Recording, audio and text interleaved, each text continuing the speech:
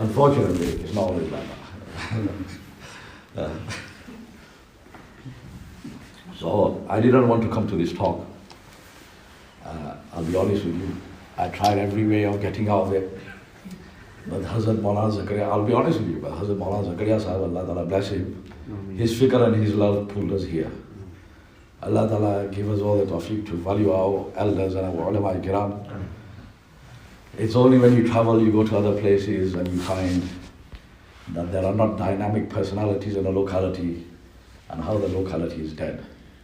To arrange a gathering like this and to call people, it's not easy. So we should honor our ulama and honor the opportunities that Allah Ta'ala has given us. Allah Ta'ala has blessed us with Iman and Islam. That's the greatest gift.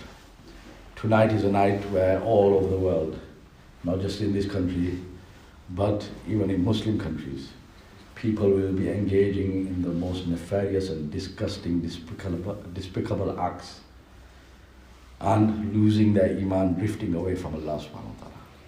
On a night like that, Allah Ta'ala has blessed me and you to come and to sit in His house, in His path, to listen to His talk.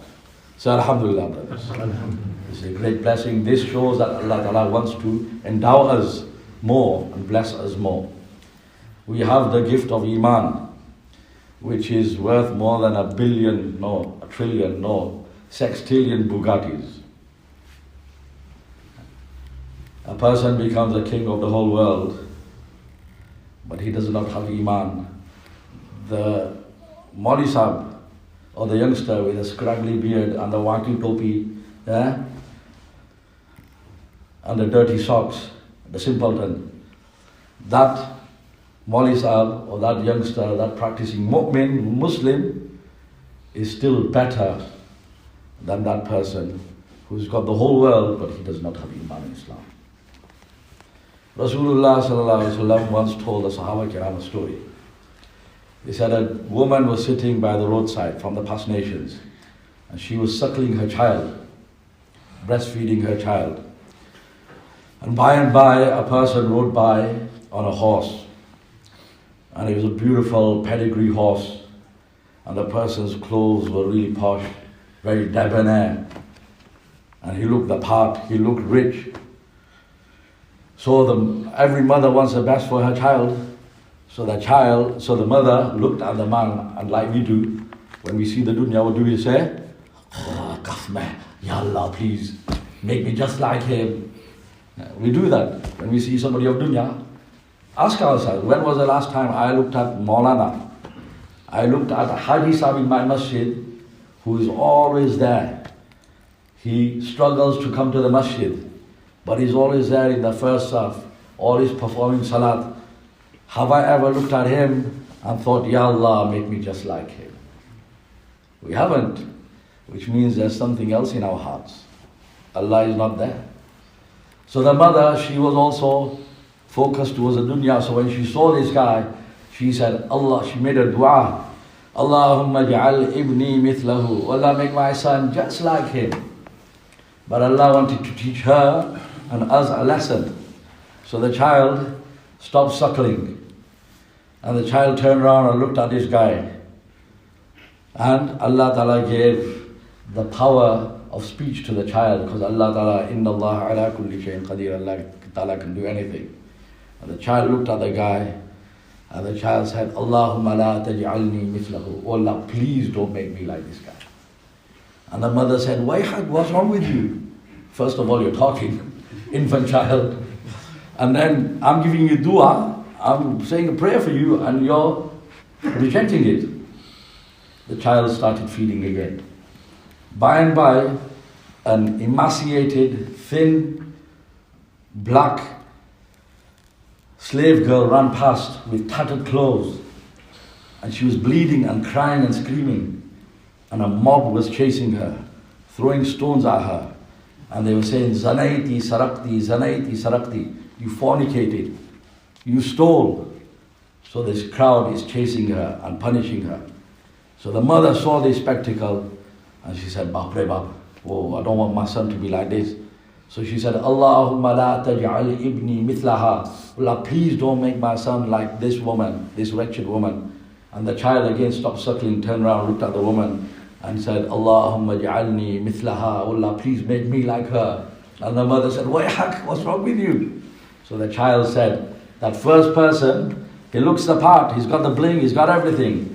But he is disobedient to Allah, he is a rebel against Allah subhanahu wa ta'ala. So Allah ta'ala hates him, he is far from Allah. I don't want to be like him. There's a backstory that the child had been informed about from Allah subhanahu wa ta'ala, which we tend to dismiss. The backstory, we see somebody, beautiful trophy wife, nice house, nice car, and we think, Ya Allah, salivating, Ya Allah, make me just like him. Whoa, bro, you don't know the backstory. When was the last time he performed salat? When was the last time he attended a speech? When was the last time he went out in the path of Allah subhanahu wa ta'ala? When was the last time he called out to Allah? When was the last time he adopted the sunnah of Rasulullah sallallahu alaihi wasallam? You don't see that. In my town, there's one guy who worked very hard, he bought a car, 60 grand. A nice car. And everyone was like, whoa. And then somebody showed me and I said, man, the guy got ripped off. He paid too much for it. And people said, no, Masa, you don't know anything about cars. You stick to your 2 grand Toyota. Masa, you got a good deal. 60 grand car, that's worth more than that. I said, nah, man, the guy, he paid too much for it. Paid too much. He said, 60 grand, look, Masa, he worked hard for it. He deserves it. I said, listen, I hope all the best for him. But you're not looking at the actual price tag. The price tag that you people are seeing is just the apparent one, the 60 grand. But there's a hidden price tag, which we people do not take into account, but we should. What's that price tag? That's a price tag that the accountant doesn't know about. Inland Revenue and the taxman don't know about. But you've got to take that price tag into consideration. If we're going to die, and if we're going to go into the Akhirat. So Master, what price tag? I said, how many salat, how many namaz did he miss to earn the money to buy the car? You got to take that into account as well. How many commands of Allah did he violate in order to acquire the car? You got to take that into consideration. How much has he been absent from the masjid, from the path of Allah, from the ilm halqas, in order to acquire the car? Think about that. Don't just start salivating, Kathme, Ya Allah, Ya Allah. Stop, think. I wish him all the best. But how much of his akhirat has he sacrificed for that car? Because that car he's going to leave behind. The day I die, my car will still be parked outside my house. My bank balance will still be there. My orthopedic mattress and my leather reclining sofas will still be there. Dastan nesti ki main tumhe suna raha hu. The poet says, and he's talking not about himself only, he's talking about me. And don't get too happy, he's talking about you as well. He says, Dastan nesti ki main tumhe suna raha hu. Let me tell you what will happen, or what happened on the day that I died. Log ghar ko aa rahe the, main ghar se ja raha tha. The people were coming to my house to pay their respects, to flash their phones and their cars. That's what it really is, isn't it? Come on, let's not be around. I don't know about Leicester Sharif. Yeah? But in other places you go, and people are, grab the tasbih because it's the right thing to do. Grab the sipara. Everyone seems to have wuzu. I'm just saying. And everyone, subhanallah, subhanallah, ilaha illallah, la ilaha illallah. What phone have you got, bro? Don't see you around much, bro. What? Are you investing somewhere? What business have you got? MashaAllah. Doing well, huh? Can you get me in there? This is what happens in janazas. That's the truth. Sometimes, what's happened in our place is a person has died all of a sudden. 2 weeks ago, one person, Allah Ta'ala grant him Jannat, in Bolton, 43-year-old, just died. Suddenly, went to sleep, never woke up. There are many cases like that. So people, then when you feel that, and he's left little kids and everything, and you feel really bad. And then you're reluctant to go to the house, because you think that, man, this has come as such a shock to me. Imagine how much of a shock it is to his parents. was still alive and his wife. Man, and the atmosphere is going to be so tense. I don't know what to say, I don't have words. What am I going to do? So you get other people ready. You don't want to go on your own. To make it easy, you get two, three people ready. Let's go, come on. And then you walk in, Allah forbid. Sometimes you walk in, first thing you hear is laughter. People, the girls are in the back and the boys are in the passage, and then, can you pass some more tasbeehs and ha he going on. Chalo, chalo, nam goes, chalo, come in the back room, eat. And all this, and you think, whoa. And then you go and sit with the men, and then one guy is like, to another guy, and some guy's talking about Dubai, and some guy, was with the Sultan, just come back from Turkey, where did you go for your Turkish bath and all that. And you sit there, you think, Ya Allah. So that's why the poet says, Dastan next sticky metume sunana. Let me tell you what will happen on the day that you die. People will come to your house. People will come to my house. And I'll be leaving my house. And people will be sitting on my leather reclining sofas. And people will be using my central heating. And people will be using my cushions and putting their feet up. And the people who have come from far, they say, Bhai, Nurna mehman khaine jajo. So they'll be eating on my dastakhan, eating my food. Because rice was half price in Tesco, so I stocked up, thinking, this will keep me going for a year. Not realizing that my days are numbered. There was a tail sale on, so I went and bought loads of tail, loads of oil. I thought this will keep me going till Ramadan. But I didn't realize that I'm not going to keep going till Ramadan. So people will come and sit in my house, sit on my leather reclining sofa, use my radiator, eat my food. And the worst thing, brothers, is that they'll talk about themselves. They won't even talk about me. That's the reality of what's going on today. We are stooped, so much ghaflat, negligence, forgotten the akhirat, that even when we go to the Qabristan. One time I went to this one place, somebody had passed away, so I prayed the salat, janaza salat in the masjid, and I quickly came out, and I jumped in the car, and I took the back route to the Qabristan to avoid the traffic, and I got there early. And the grave diggers had arrived there, and so I started making my way to the grave, and next thing I hear laughter in the Qabristan, ha hee. And I approached, and the guys who were standing on the grave were having a laugh. And then I saw some smoke rising, and some guy was vaping on the qabr. Some guy was smoking on the qabr. Allahu Akbar. In the Qabristan, if you're not going to remember death, if you're not going to remember that one day I'm going to be in this hole, and if it's a night like this, people are going to put me into a dark, cold, wet hole in the ground, and within days it'll be flooded with water. And you're scared of spiders, forget spiders, you don't have to worry about spiders when you go in the grave. There'll be centipedes and woodlice and massive spiders crawling all over your body. That six-pack, within a few days, is going to disintegrate. And your muscle is going to dissolve away. And it's going to become the food of insects. You should be worried about that. But in the Qabristan, a person laughing away, ha he. And if you go and stand on the sides when they're lowering the person in the grave, people are in their groups, they're talking. What are they talking about? Talking about dunya. This is how far we've come. But the reality is, there's no denying death. We're all going to die. We're all going to go in the grave. And death can come to us at any time.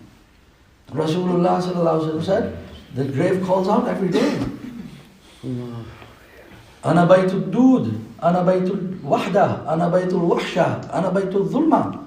Every day my and your grave is calling out to us. Every single day, wherever my grave is calling out. Why? Have I heard it? No. How do I know? Because the most truthful Rasulullah sallallahu alaihi wasallam has informed us. And whatever he said, gufta Allah buad, garche az hukume Abdullah buad. Words were Rasulullah sallallahu alaihi wasallam, but they were inspired by Allah. So there's no one more truthful, وَمَنْ أَصْدَقُ مِنَ اللَّهِ قِيلًا, than Allah subhanahu wa ta'ala. And in the humans, there's no one more truthful than Rasulullah sallallahu alaihi wasallam. He is informing us. Not because Allah Ta'ala has informed him only, but Rasulullah sallallahu alaihi wasallam is informing us of the grave and the afterlife, because he was also shown many of the spectacles of the hereafter.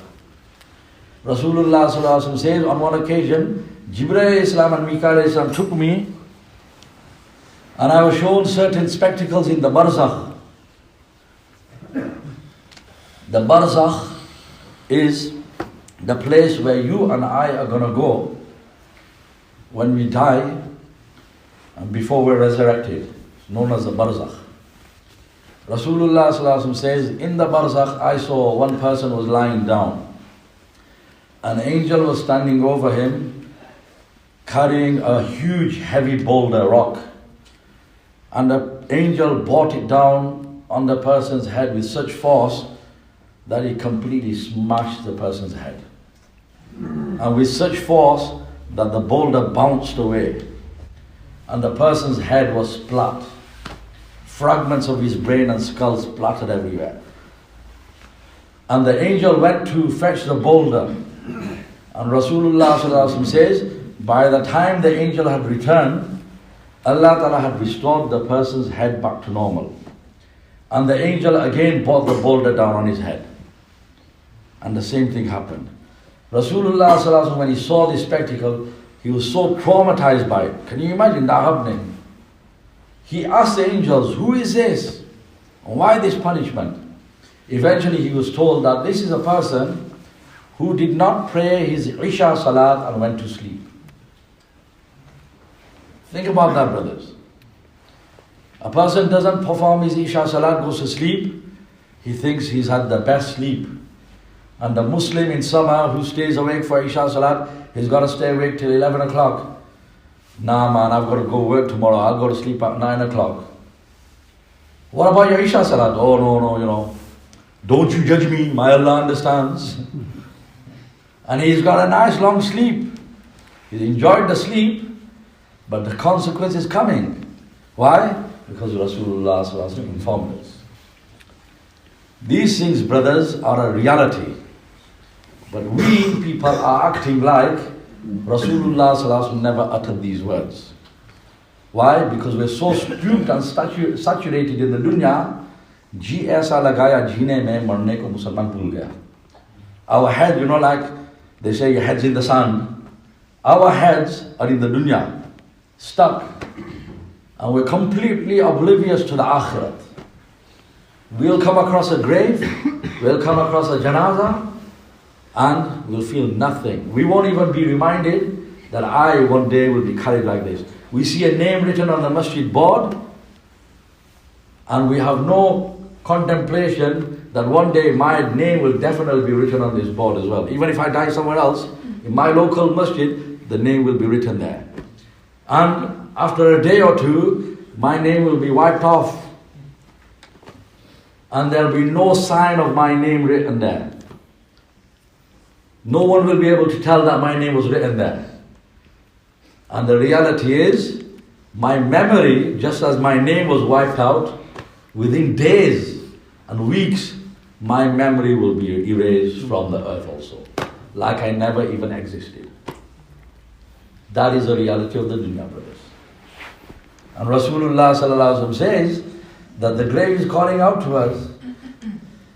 And if it's a day like this, people will come and sit in my house, leather reclining sofa, central heating cushions, and they won't even give me one cushion.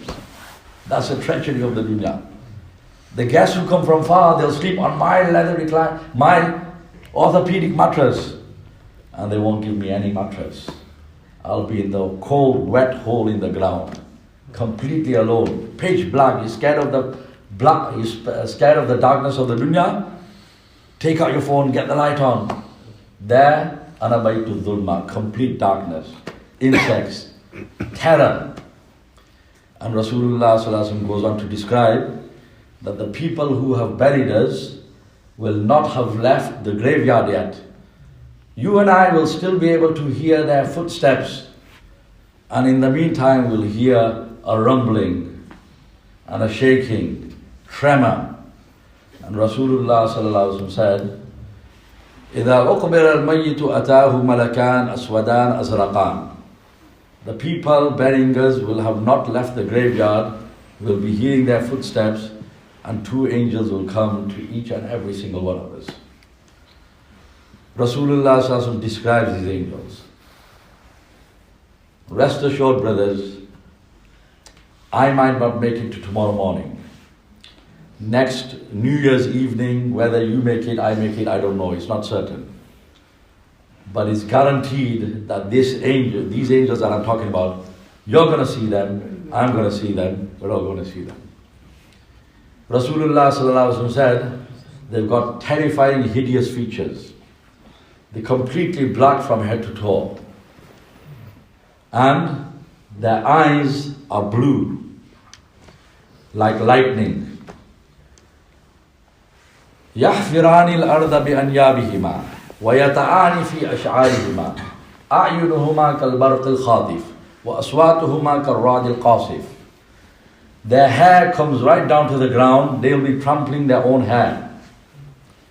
They have teeth which are like the horns of rams, which come down to the ground. And they will split the earth between themselves and me by means of these teeth. مَعْهُمَا مِرْزَبًا مِنْ حَدِيدٍ لَوْ ضُرِبَ بِهَا جَبَلٌ لَصَارَ تُرَابًا. Each one of them will be carrying a hammer so heavy that if a mountain was struck with one of these sledgehammers, the mountain would turn to dust. You and I are going to see this, and they will sit us up. And a person will be terrified. And they're meant to be terrifying. And their voice is like thunder. Scare a person. And then we will be asked 3 questions. First question, Man Rabbuk, who is your Lord? We all know the answer. When I was a kid, I used to think a person can only say, my Rabb is Allah, or Buddha, or Ganesh, or Jesus. Yes? But as I've gone through the journey of life, I've understood and I've heard so many people say so many things. Football is my Lord. Football is my religion.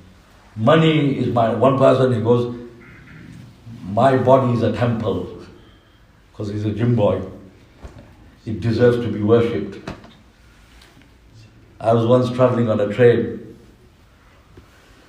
the Golden Temple, and I was on my own, and these lads got on, and they were drinking, and I got really scared. And so I climbed on to the top berth, and they were singing, playing a guitar, and drinking. And then eventually they spotted me. I said, oh, Maulvi, come down. I think, no, man. So now we had this conversation. So they turned out to be nice guys. They're all Sikh. And they asked me, they goes, what is your religion? So I said, I'm a Muslim, Islam. So one of them, he goes, no, he goes, who's your Lord? So I said, Allah. So then one of them goes, somebody's God is his wife. He had his eye on her since day one. When I first set eyes on her, my heart just went garden. Baag, something changed inside. I felt something strong. I knew I had to get her. Sometimes people come to Maulvi Sahib, will tell you, Maulvi, please, I know you're going to now. Make dua I get married to her. She's the only one. Bro, come on. I'll make dua, Allah gives you the best. No, Maulvi. Listen, I'll make dua, Allah gives you the best one for you. No, Maulvi. I know the best one for me. She is the one. Bro, I'll make dua that you get the best one. No, she's the one. I said, you don't know. I said, what's that? No. I said, you don't know. It might be, बाहर से देखा तो हुस्न हसीन, अंदर से देखा तो बिगड़ा हुआ machine. It might be, and it happens in many cases. Many boys, many girls come to us. Say, sir, Maulvi Sahib, काश मैं I thought that he's Mr. Right. I dated him for 6 years. I thought he's the right guy. We got married. Turned out to be someone else.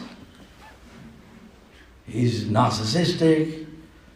He's abusive. This and some guys, many guys, they come and cuss about. I thought she's so beautiful, most beautiful thing I've ever seen.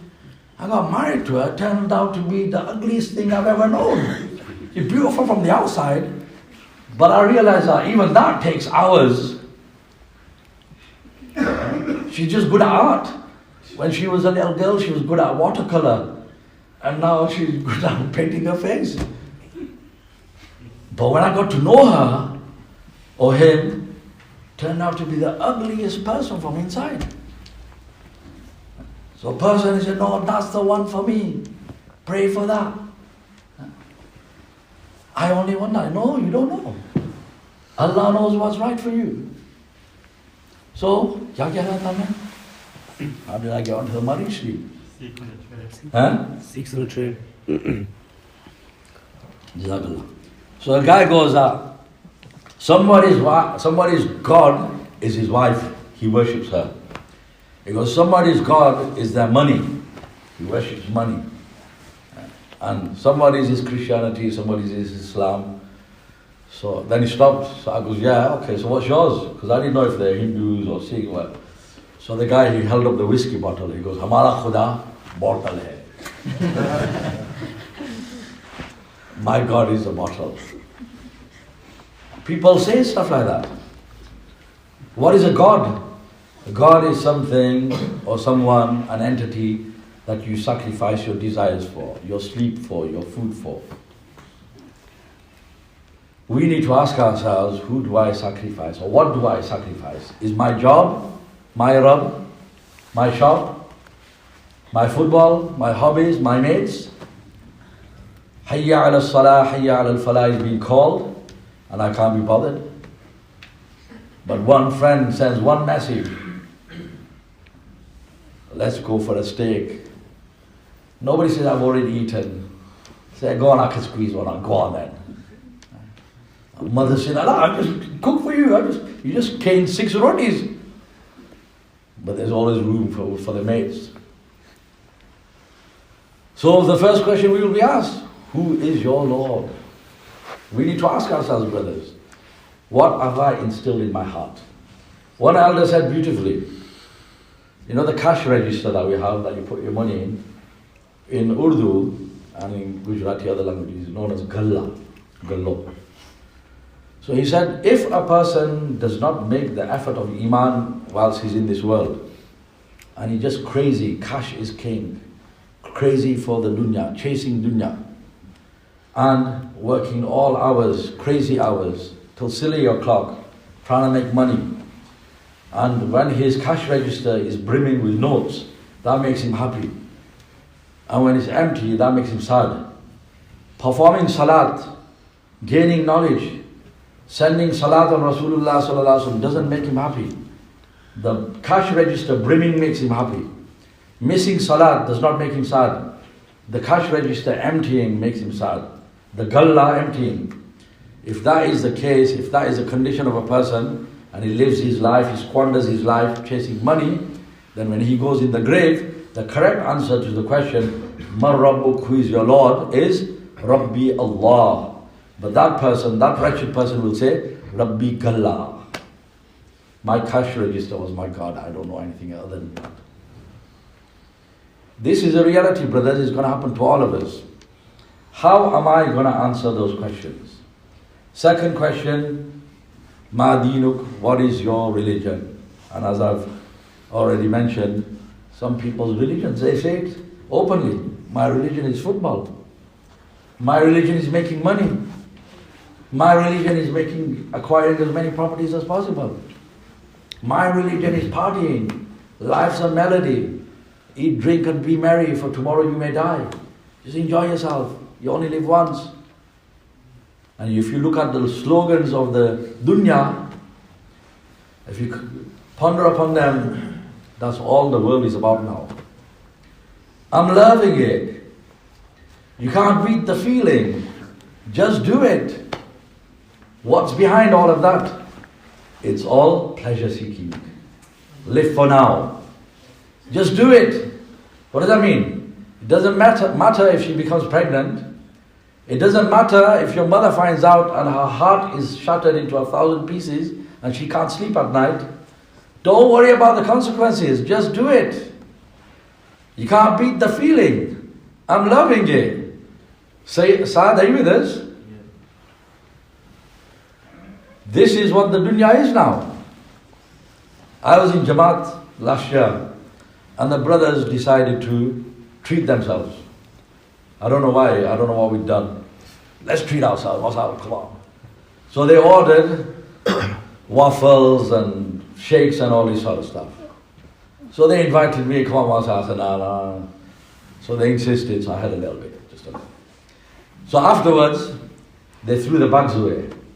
So they'd ordered from this particular place. I'm not very familiar with these brands and everything.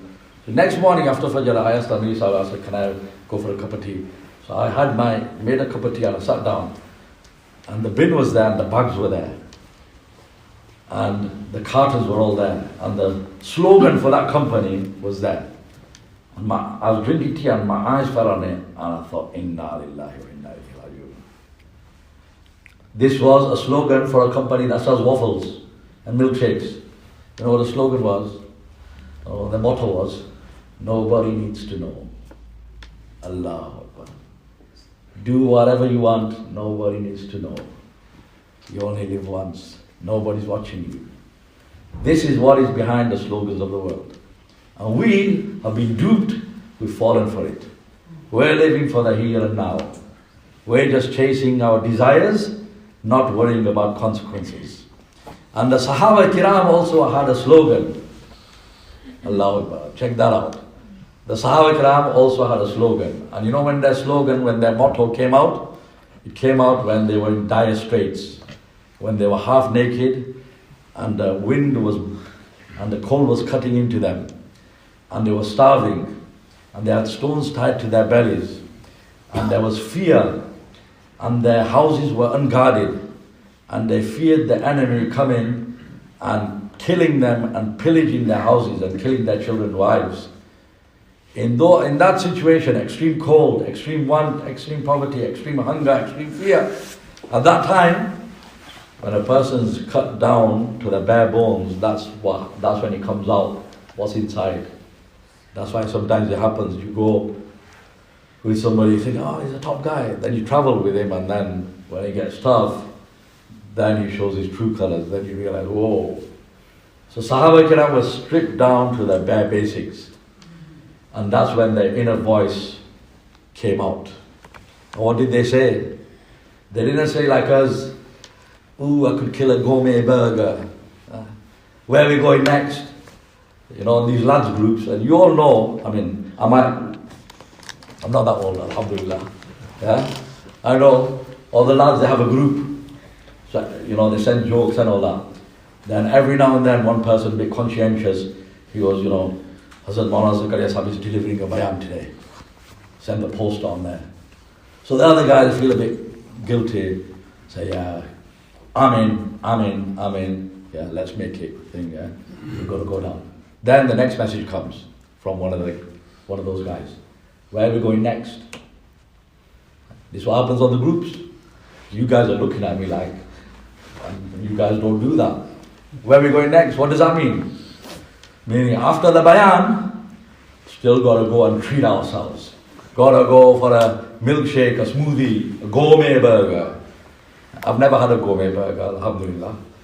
But when somebody sent me a picture back years ago when they first came out, they sent me a massive picture. He goes, must have checked this mother out.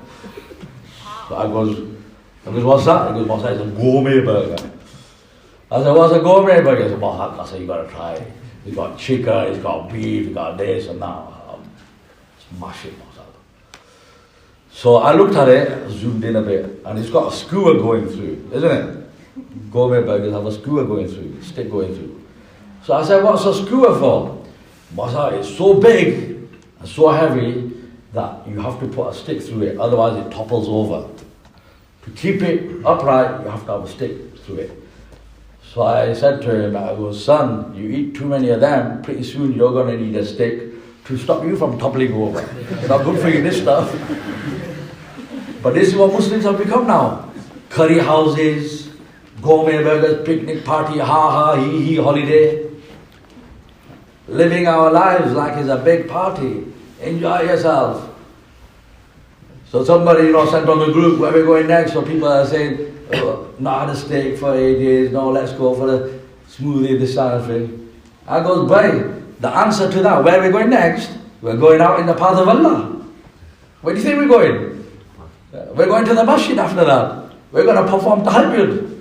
We're going to strive for the deen. What do you mean where we're going to go? We're not going back to the stinky dunya. We just come from now. But our mottos have become this. Obey your thirst. What's the thirst? Your desires. Just do it. I'm loving it. You can't beat the feeling.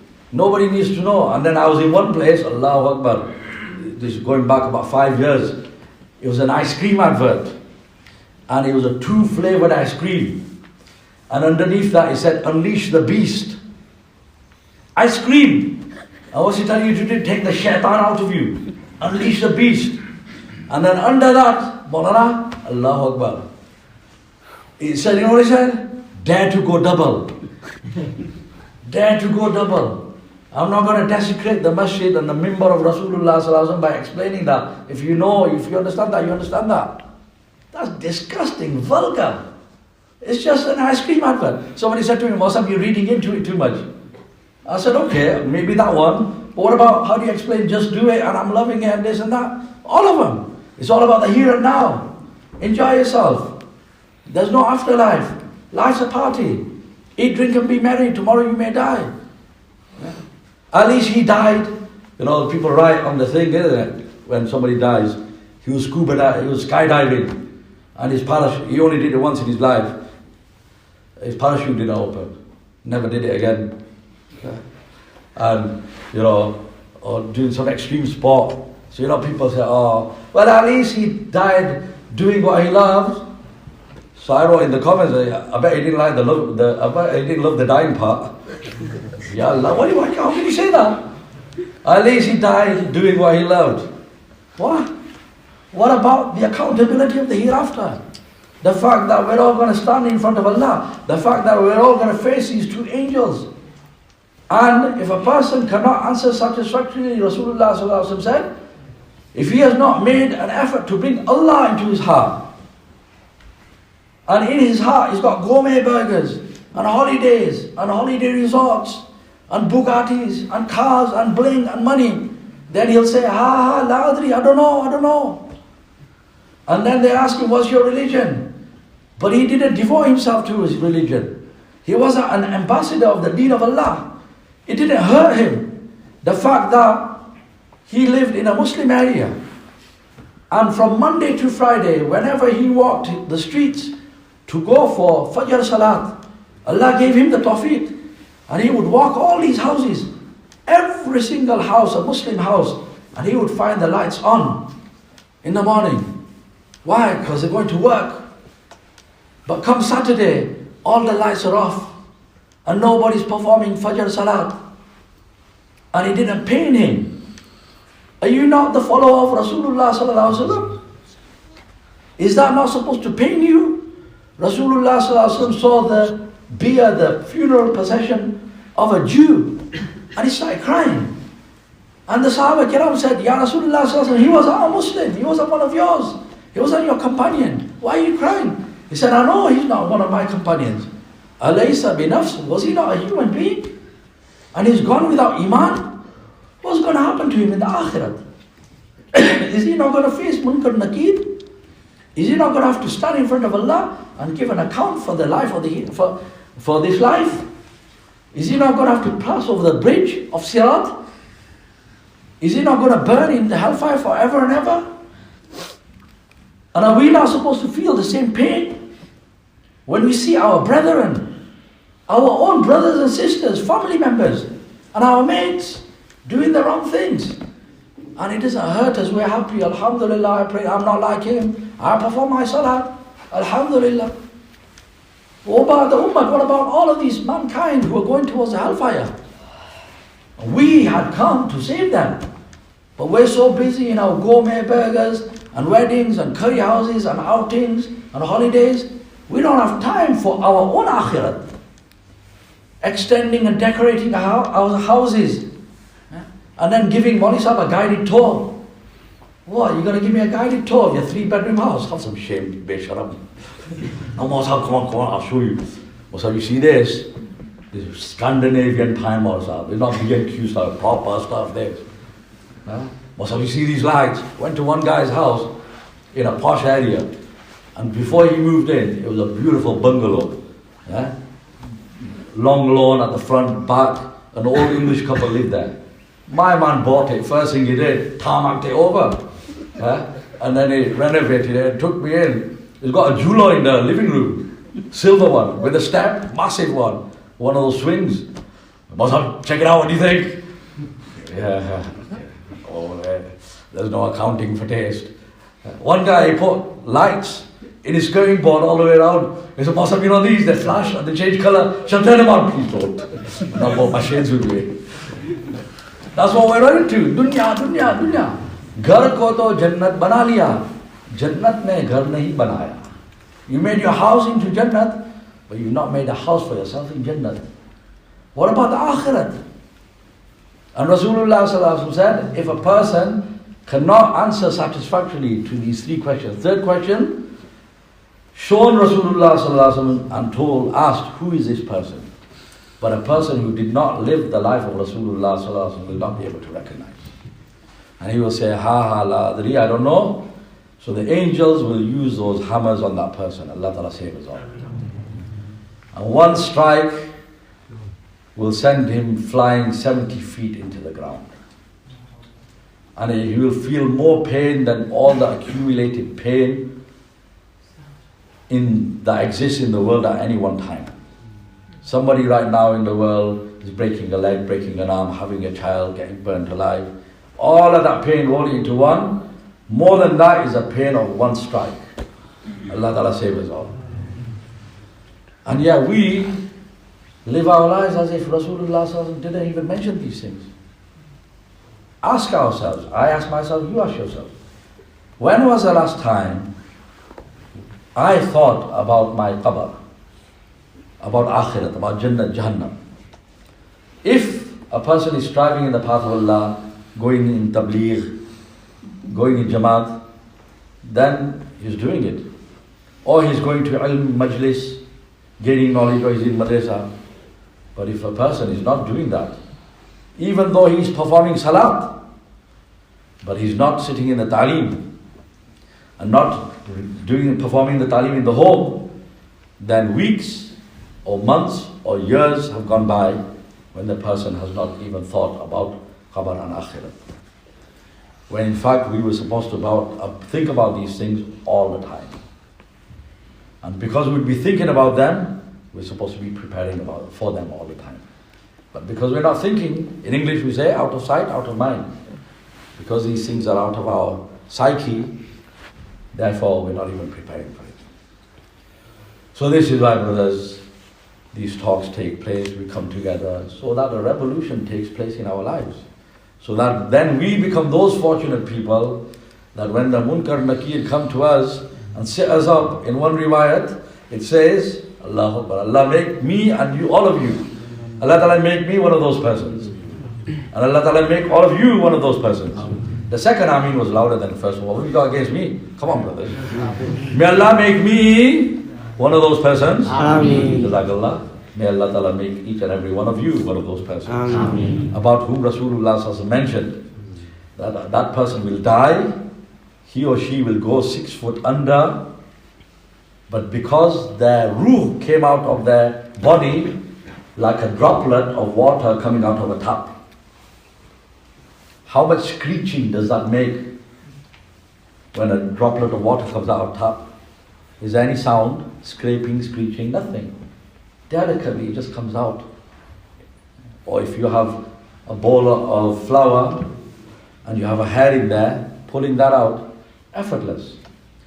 So mu'min, mu'mina, a person who lived a good, clean, pure life, who did not make these mad slogans, just do it, I'm loving it, you can't beat the feeling, dare to go double, did not make those slogans, their slogans and their mottos.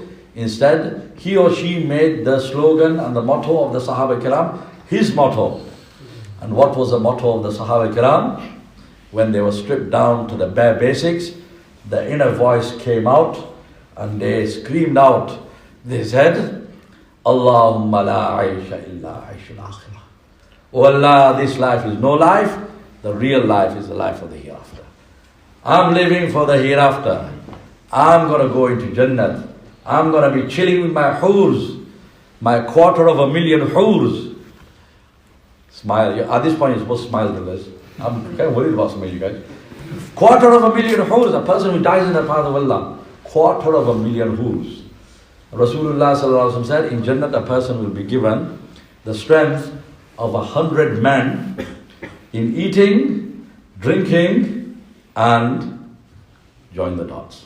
And a person will go to his virgin hur and he will engage with her for 40 years. Urban ataraba, Allah Ta'ala describes them. Ataraba means that they are very playful. The ulama kiram, one interpretation says, she'll know which buttons to press. She'll know how to play with him. 40 years he will engage with her, and when he leaves her, he turns away. When he looks back, she will have become 70 times more beautiful, and she'll have become a virgin again. You're supposed to get excited, brothers, at this point.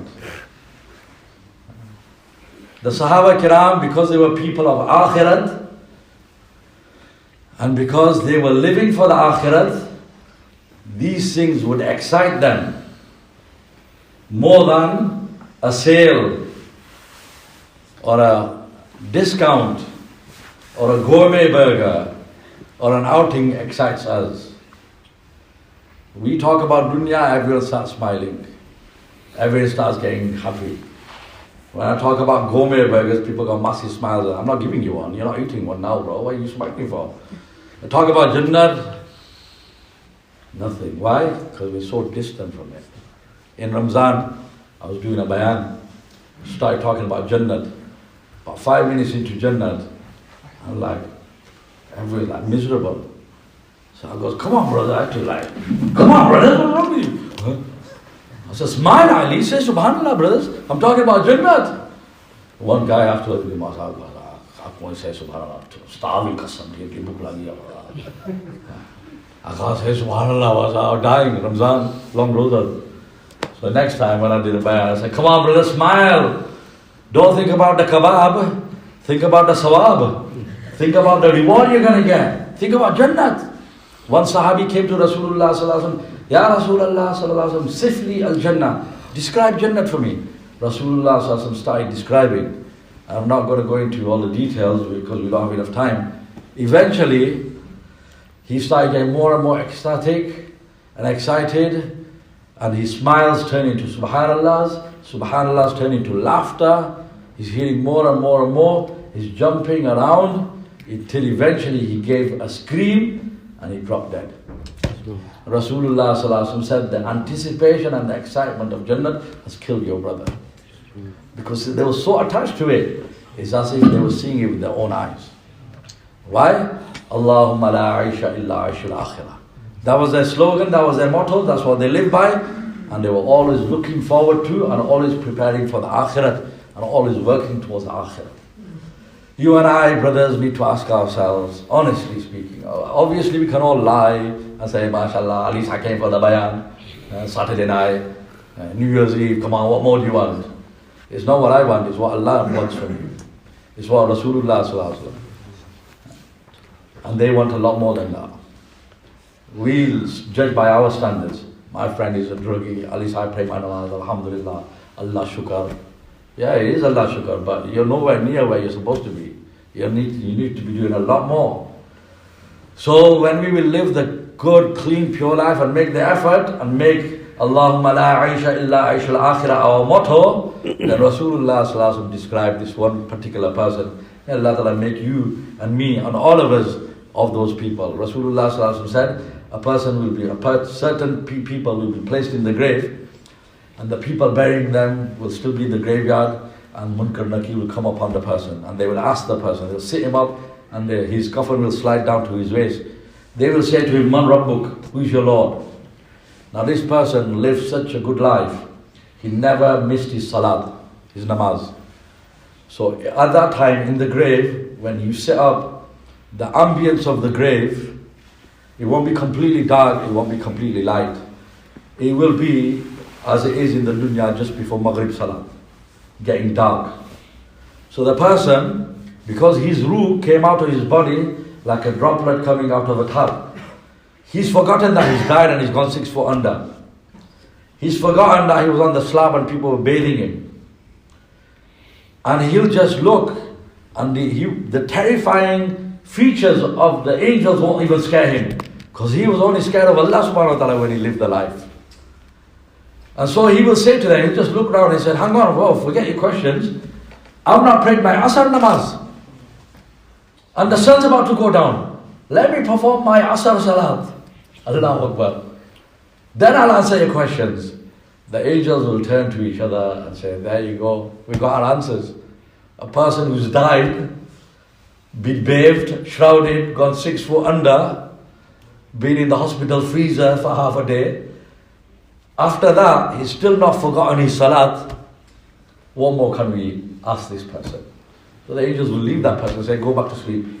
You've died now, there's no salat for you. He says, have I died? Say, yeah, there's no salat for you. فَفْرِشُوهُ مِنَ الْجَنَّةِ. The announcement will be made. Bring down for this person the bedding of Jannah. Not the orthopedic mattress, memory foam of the dunya. The mattress of Jannah. وَالْبِسُوهُ مِنَ الْجَنَّةِ. Take away his coffin, his keti, bosky, white cloth. Take that away. Bring down for him or her the clothing, the jilbab, or the abaya of Jannah. وَافْتَحُوا لَهُ بَابًا إِلَى الْجَنَّةِ. Open the doors and windows of Jannah for this person. The angels will not use those hammers on that person as they did for the sinner and for the non-believer. Instead, brother, put your phone away. Brother, don't do that, please. You're going to stop my flow. No. I know what people say. One person said to me, I'm inviting somebody for your bayan. I said, Jazakallah for the compliment. It's been late for that. Gush was before Isha. One brother was sitting right in front of me. He was on his phone. I said, Qadira, you got cheek.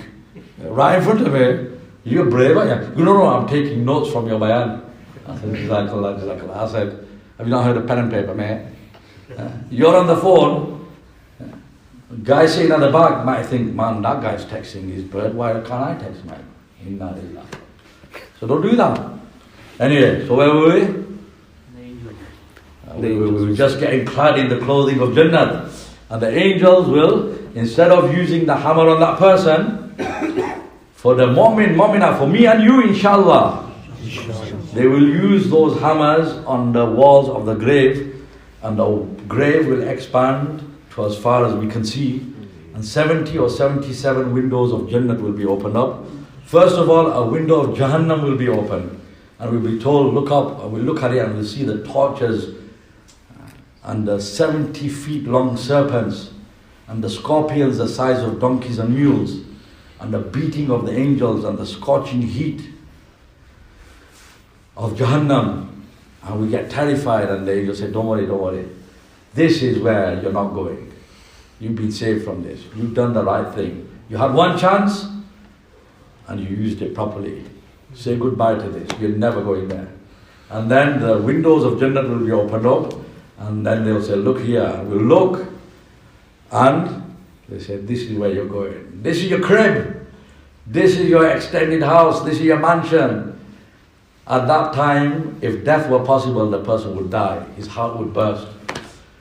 He will say, let me go. Say, no, not now. Go back to sleep. Then the person will say, he's forgotten, he's died. He said, let me go back to my family. Let me go back to Leicester. Let me tell them that I made it. I'm successful. I got my grades. I did it. The angel said, oh, go to sleep. Inshallah, one day you'll meet them. Pray for them that they do the right thing. You're going to be united with them. Go to sleep. And the person who go to sleep, the best and sweetest and deepest sleep we'll ever have. And no one but Allah will wake us up on the day of judgment, even if that's 10,000 years after. Nothing to disturb us. وَفِي ذَلِكَ فَلْيَتَنَافَسِ الْمُتَنَافِسُونَ. These are things that we're supposed to be aspiring for, brothers. And so for that we need to make an effort.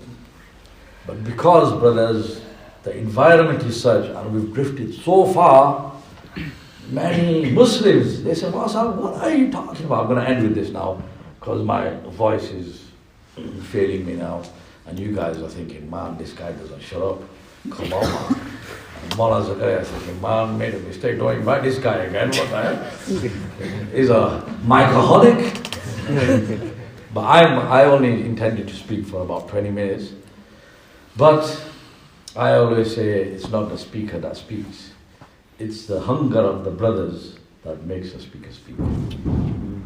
One of our elders who delivered tens of thousands of bayans. You can get volumes and volumes of his bayans. He must have delivered thousands in his lifetime. Hazrat Thamir.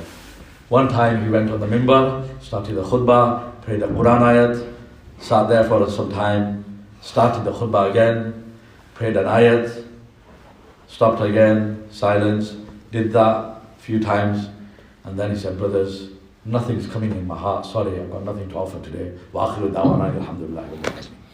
Such a great scholar, but because he made dua to Allah, you inspire me, Allah, I don't talk, you make me talk. And on that day, for some reason, maybe the congregation was inattentive, nothing came to him. So I always say, if somebody says, you did a good bayan, I said, no, you did a good bayan. It's you people that make me speak. So Jazakallah, you've been a wonderful audience. I'm not going to keep you much longer, but I'll give this example because it's a problem of our times. Perhaps, I hope not. I hope none of you were thinking this when I was talking about the Qabr and Akhirat. But Muslims now do think in this manner. Maulvi Sahib, what are you talking about? Grave, angels, massive, coming with these hammers and then striking the walls and expanding to as far as you can see, 77 windows of Jannat, and on the other side, scorpions the size of donkeys, serpents 70 feet long. What are you talking about? There ain't enough space for that in the qabr. The guy's grave is only 6 by 2, and the next grave is right next to it. What are you talking about, Maulvi Sahib? How can that happen? There ain't space for that. But yes, it does happen. And it is happening. Why? Have I seen it? No. The people of the world, have conducted these experiments. But because it makes them look bad, they don't admit it. Maulvi Sahib will know. You do your research, you find in people's graves and coffins, they've put in all sorts of cameras, motion sensors and infrared cameras and all that, to try to see that what was this Muhammad talking about? What is all this punishment in the grave? If it's true, then we'll start preparing. But they didn't find anything. Why? Because you can't see with these eyes. When you and I will start to die, when our sakarat, the throes of death will start, the angel will come and touch us here. Your eyes will be wide open, but they'll be wide shut. Your eyes will be open, they'll be seeing, but they'll be blind. If you've ever been around a dying person, you witness this. Some people say, Masab, my dad was dying, we brought the whole family. Oh, look, Dada, say salam to Dada. And he said, Dada, look, it's your munna, tumna. And he was just like looking through us. He wasn't responding, he was still awake, he was still breathing. Bro, his sakarat had started. The angel had touched him. And so these eyes were open, but they were closed. They were seeing, but they were blind. Because the angel touched him, he can't see you now. He can't see the hospital bed. He can't see the wall and the door. He can't see the ceiling. Now he's got X-ray vision. Now he can see the angels coming down. Now he can see the other realm which does exist. Just as we are sitting here now, we're humans, mashallah, many of us here, but more than us, amongst us humans, there might be a few jinns as well. That's why I said fill the space, otherwise you've got one sitting next to you there, and then you wonder where you get nightmares from. Yeah? So there might be a few jinns here, but more than that, more than the human beings and the jinns, there are thousands of times more angels sitting here. How do I know? Have I seen them? No, Rasulullah Sallallahu informed us. And they're sitting here, fill this whole place, and they're piling on top of each other, reaching the arsh of Allah subhanahu wa ta'ala. And right now they're going and they're telling Allah ta'ala that in Leicester, in Masjid Muhammad, such and such is remembering you. So Allah ta'ala is remembering us in the congregation of angels. What a great honor. What can be a greater honor than that? So, when the death falls upon a person, then the vision changes. That's why some people who've not made a preparation, who dismissed it all, there's no heaven, there's no hell, there's no angels, they're all fairy tales. What are you talking about, Maulsa? The next grave is next door. There's no room for all of that. When they denied everything, then when the angel touches them, and the X-ray vision opens up, and the angels start coming down, then the person, he goes, what happens when you get a shock? Many people die like that. In a state of shock, frozen, face is frozen. Why? Because they didn't expect all this. What's all this? They thought there's no afterlife. You die, it's a long sleep, you never wake up. And all of a sudden, that's not to say, brothers, footnote, you might be around a naked person and he might die like that as well. You know why that is?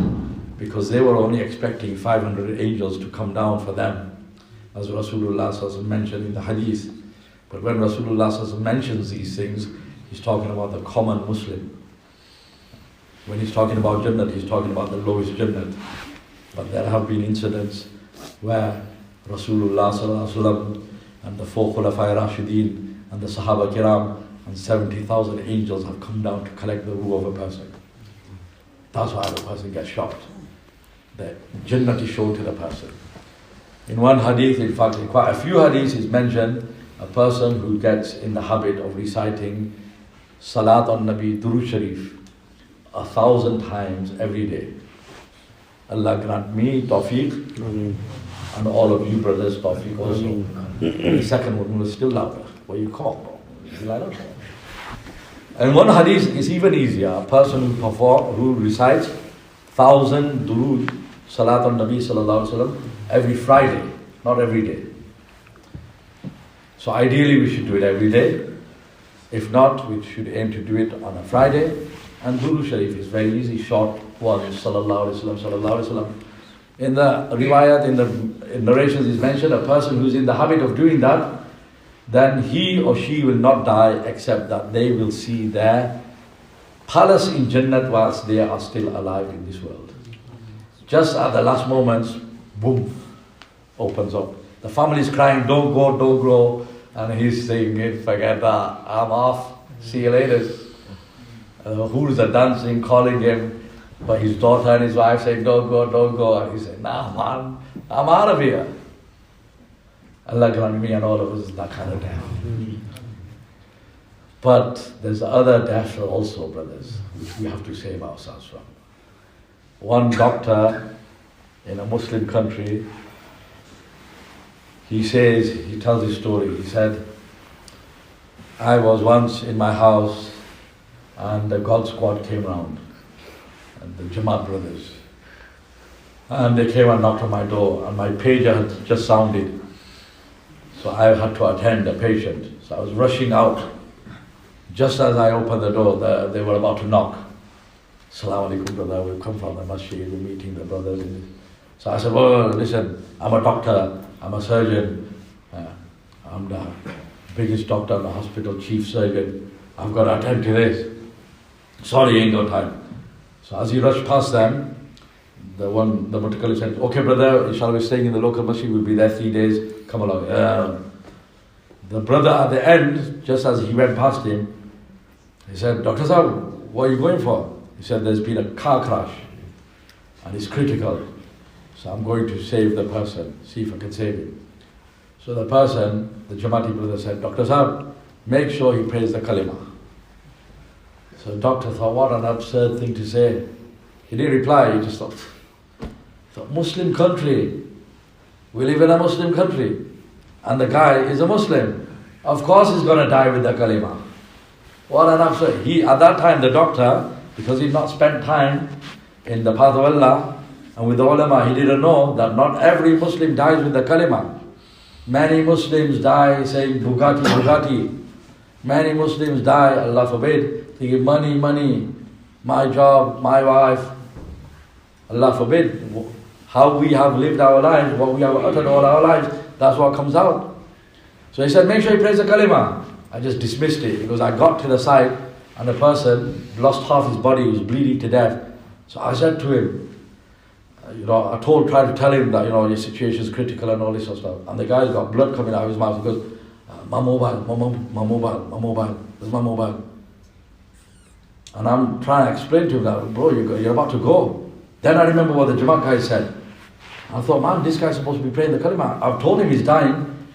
And he goes, I told him blatantly then. I said, brother, you got minutes, you're dying. So the guy said, my mobile. So he goes, I was shocked. Then I said, pray kalima, la ilaha illallah, la ilaha illallah, la ilaha illallah. And that guy said, my mobile, where's it? Your mobile. And he goes, the guy died saying, mobile. And he didn't utter the kalima. The doctor Sahab said, I was shocked, no end. What is this? So he goes, then the next day I made time and I went for the Jamat in our local masjid and sat with him. I asked him, I said, why did you say that to me? Why do you say make sure you praise the kalima? We live in a Muslim country, or everyone's a Muslim. So then they explained that, but how you have lived your life, that's how you die, that's how you will be resurrected. What have you filled in your heart? That's what matters, and that's what's going to come out. So he goes, I've never heard that before. It struck my heart.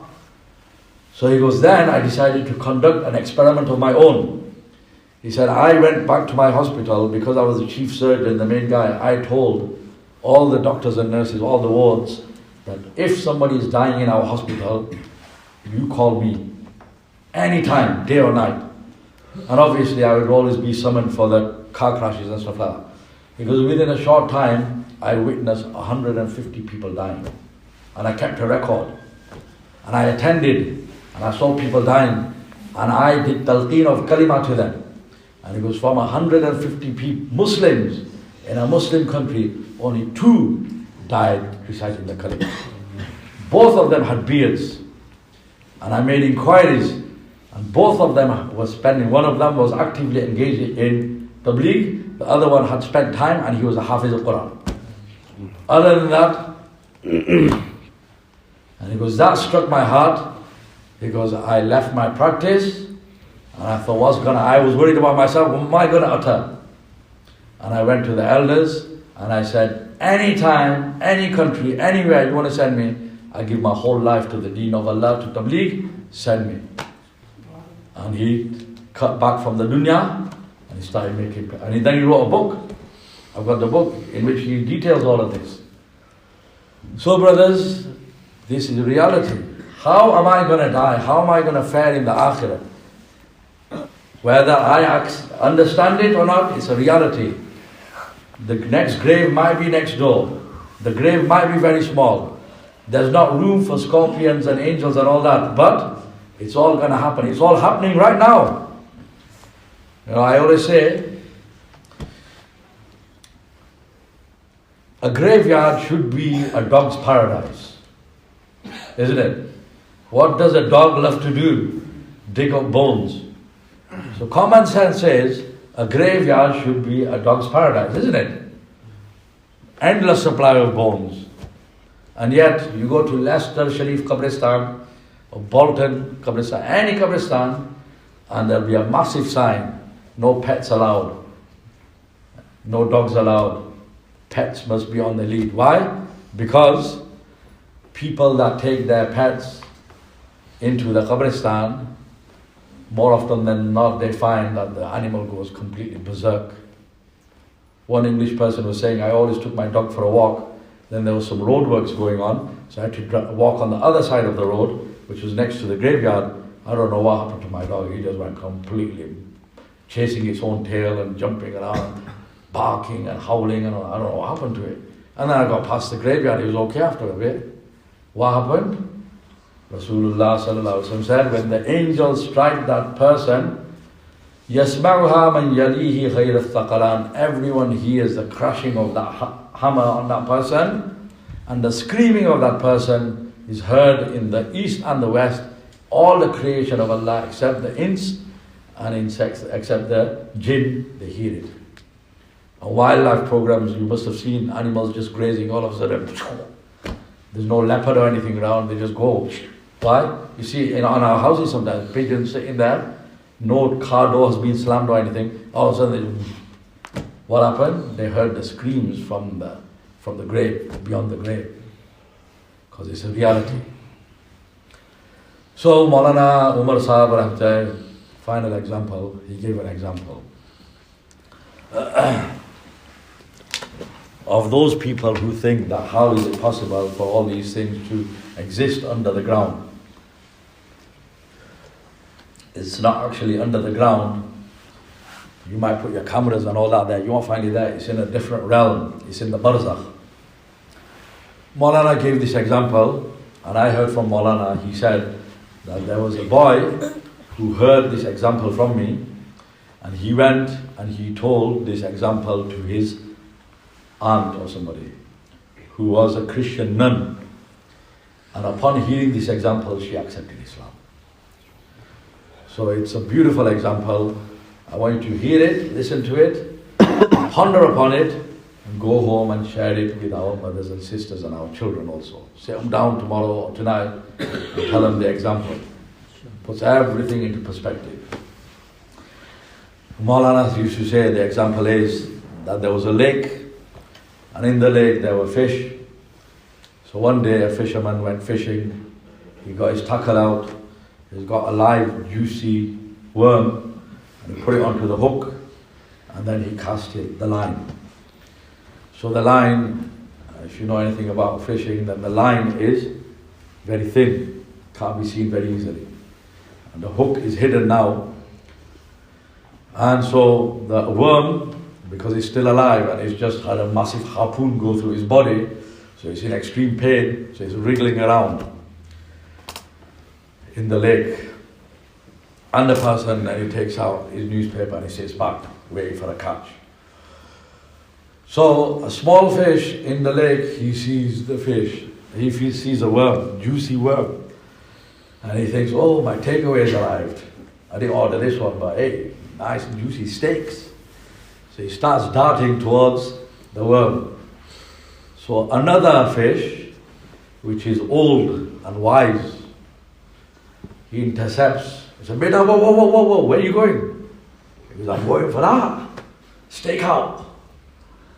So the big fish goes, don't you dare go near. Don't even touch it with a barge pole. What are you talking about? So the big fish says, what do you see in there? In that I see a feast. I see the satiation of my hunger. I see enjoyment and pleasure. I see my salvation in there.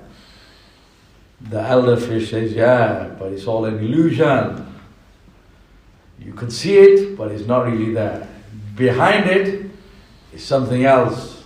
The backstory. What backstory?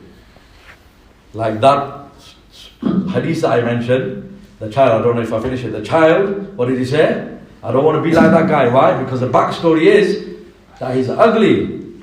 He's the enemy of Allah. He's got the money, he's got the bling, but he disobeys Allah. Allah hates him. And the slave girl, people have falsely accused her of fornicating and stealing. She's not done that. She's a waliya, she's a friend of Allah. I want to be like her. So in the same way, this big fish says there's a backstory. He said, what? He said, all you can see is a juicy worm, but behind this worm there's what you call a hook. And it's very sharp. As soon as you bite into that worm, the hook will become impregnated in your top lip. And it'll hurt like crazy. And you will pull and tug. And that hook is connected to what you call a line. And the line leaves our world and goes into another world, another realm. And that line is connected to a rod. And at the end of a rod is a guy who is what you call a human. And this human is thousands of times bigger than you. And he's got this body. And in that body he's got these two arms, like tentacles. And at the end of them he's got these five fingers. And when you bite into that, it'll come into your mouth, you will tug, and when you pull in extreme pain, he will know he's got a catch. And so he'll reel you in. And then he'll grab you with his 10 fingers, and he'll pull you, and he'll throw you into what you call a box. And then he'll load you up, along with all his tackle, into what you call a car. And then this world that he will take you into is infinite time, million times bigger than the world we're in. And in that world, he'll take you home. And there you have what you call a slab. And he'll throw you down on the slab. And then he'll get what you call a knife. And he'll sharpen it. And then he'll get you, and then he'll skin you. Take your skin off you. You'll be in pain if you're still alive. And then he'll go cut. He'll chop you into pieces. And then he'll get what you call a karai, a wok. And then he'll put in there what you call oil. And then he'll light what you call fire underneath it. And then the oil will become what you call hot. And then when the oil starts spitting and going chun, then he'll get your pieces and he'll roll them in masala, in peri masala, because he's an Asian fisherman, extra spicy masala. And then he'll throw you into the oil and you'll start spitting and sizzling. And then in this world, there's not just one human being. This world that I'm talking about, there's billions of them. But this guy, he's got 9 best friends. So he'll invite all of them. And then they all come. And he'll serve you on plates with chutney and with barbecue sauce. And then these guys will pick you up between 100 fingers. You'll be picked up and you'll be taken apart. And every one of these human beings, they've got 32 teeth in their mouths. And then between 320 teeth, you'll be ground and munched and chewed. And your bones will be spat out. And you'll be no more. And then they'll take your bones and throw them outside. And then this thing that you call a cat will come. And then make more kachumar of you and bite you and rip you apart. And you'll be no more. And you'll suffer a terrible, agonizing death. And you'll be destroyed. And the little fish looks at the big fish and says, Chacha, have you stopped taking your tablets? Come on, man. There's exaggeration and there's exaggeration. Come on, fairy tales have to have a limit, man. What are you talking about? Come on, man. That's just crazy. Like Maulana Mahbub Sahib says, the word for gulu, the word for exaggeration is gulu in Urdu. So he goes, there's gulu and there's super gulu. Maulana? Super gulu. Come on.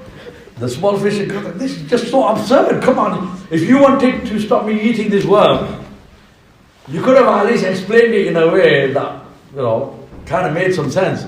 You just got all out. What are you talking about? So now the big fish starts crying and he said, Beta, tu man ya na man. Believe me or you don't believe me. What I've said is 100% accurate and true. So the big small fish said, okay, show me. Can't show you. If I show you, it'll be too late. Do you understand how this relates to the Akhirat? The prophets came and they told us, Rasulullah Sallallahu Alaihi Wasallam came and told us, without comparing the Anbiya Ikram to anything, it's just an example. They came and told us, there is an afterlife, there are angels, there is qabr, there are scorpions, there are serpents, there is heaven, there is hell. But we say, show us. If we show you, it's too late. There's no re-entry visa. So the small fish looks at his tears and looks at the passion of this big fish and sees that, okay, Chacha's got something. And because the fish must be living in Leicester in 2022, from this new generation, okay, let me do my research then, innit? Show me, innit? How's it real? Show me. So the big fish says, oh, I can't show you. Okay, let me do my research. The big fish goes, okay, go do your research. But he says to him that, your research will be limited to this world. And I'm talking about another world. So the small fish sees the passion of the older fish. He says, okay. He says, you wait here, I'm going to do my research. Comes back all tired, exhausted after some time, and says, Maulana, to the older fish, he said, I swam the length and breadth of this lake. I've been right to the bottom, I've been right to the top. I found some rusting bicycles and some boots at the bottom, some tires and stuff. I found seaweeds and stuff. You were talking about billions of humans, I didn't even find one.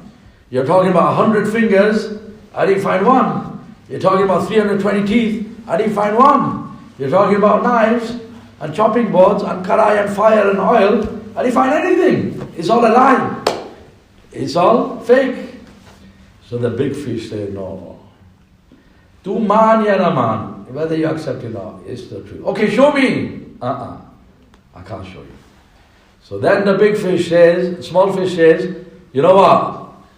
I've understood this. I've understood your game. You just don't want me to have fun. Now you guys aren't smiling when I said that. But the Maulana saying here smiling.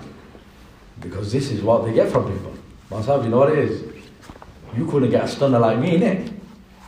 You couldn't get a babe, innit? You don't want me to have fun, innit?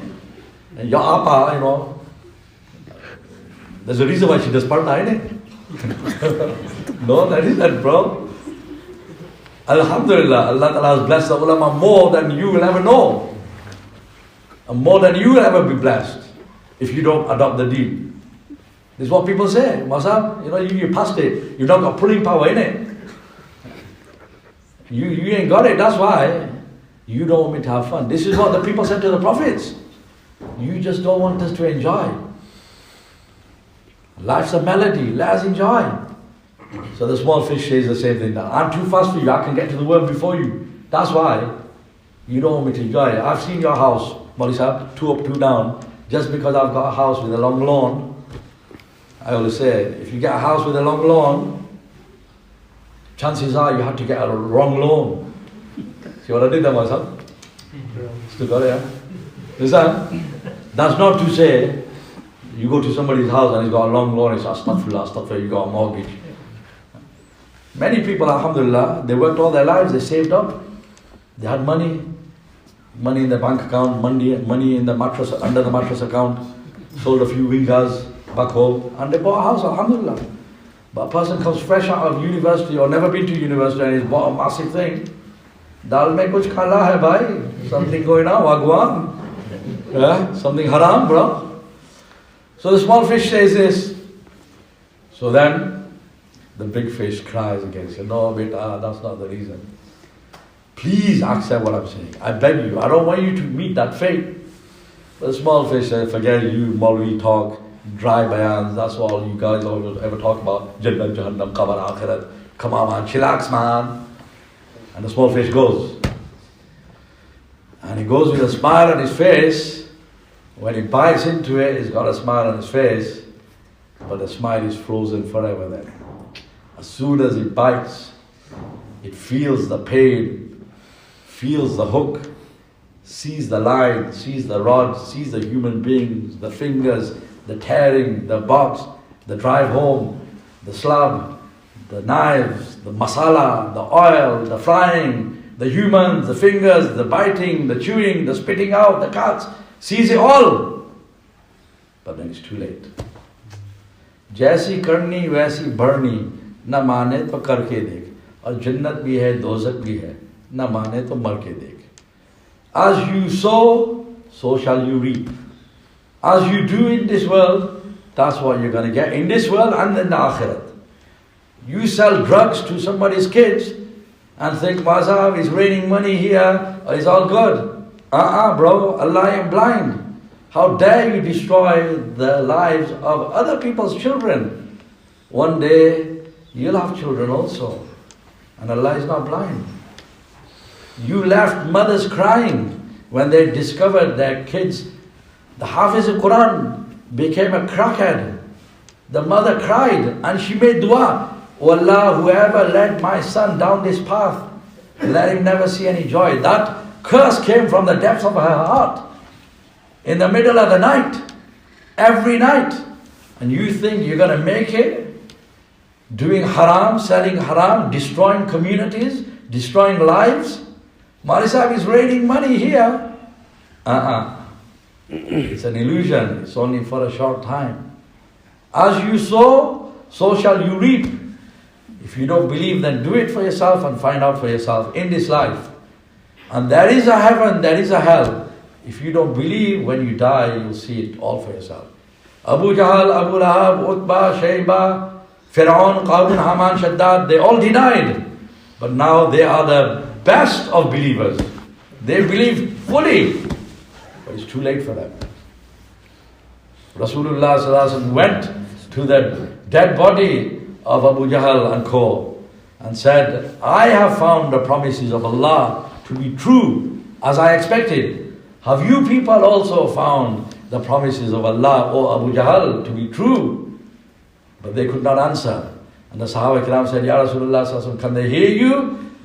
They said, Wallah, they hear me now better than they could hear me when they were alive. And they are seeing now the promises of which I promised and I warned them from Allah. They are seeing it now firsthand and experiencing it, but it's too late for them now. So respected brothers and elders, one day it will be too late for all of us because we're all going to die. Let us not be those people who go from this world crying, begging, gasping for air, saying, no, no, please don't, I'll be a good boy now. Let us be those people who, when our time comes, we go gladly and willingly with a smile on our face. The Persian poet says that when you came into this world, everyone was laughing, everyone was happy, everyone was giving out laddus and mithais or cigars, everyone was celebrating, and the nurses were happy, your mom, your aunties, everyone was happy, your granddad was chuffed. Everyone was rejoicing and you were crying. O Muslim, live such a beautiful life that when you leave this world, everyone, even your non-Muslim neighbors, your colleagues, even your enemies are crying. Even the pets inside your house are mourning. Everyone, the whole world is crying and you are rejoicing because you know you're going home to Jannah. Why? Because you made the motto of your life, Allahumma la aisha illa aishul akhirah. And here comes the akhirah now for eternal bliss. Allah Ta'ala grant me and all of us a tawfiq. It's been a fantastic audience, brothers. Allah Ta'ala bless you all, bless your families, and accept you all and accept me for the service of His deen forever and ever. And Allah Ta'ala bless our Maulana for giving me the opportunity. And sincere apologies for taking so much of your time. And tomorrow, inshallah, we'll be heading back to Bolton, so we request, inshallah, you pray for us again. And Maulana, don't invite me again. Jazakumullah. Allahumma salli wa sallim wa barik ala sayyidina wa maulana Muhammad wa ala alihi wa sahbihi ajma'in. Ya Rabbi laka alhamdu kama yanbaghi li jalali wajhika wa 'azimi sultanik. Allahumma la nuhsi thanan 'alayk anta kama athnayta ala nafsik.